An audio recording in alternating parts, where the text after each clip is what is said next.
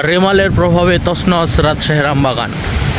এই যে ঝড় চলছে, আম পড়ছে।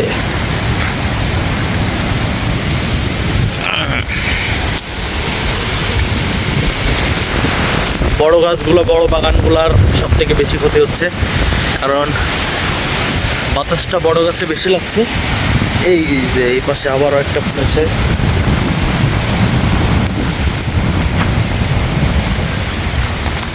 ফেটে গেছে।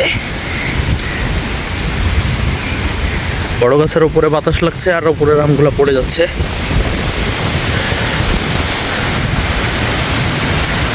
এর আগে 2007 সালে আইলাতে ঠিক একইভাবে আম পড়েছিল, কারণ সারা রাত ধরে ঝড় হয়েছিল এর আগে।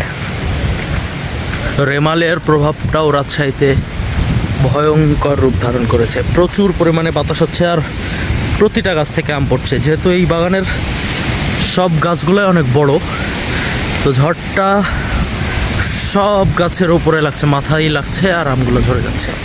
আমের ওজনও বেশি হয়ে গেছে এখন।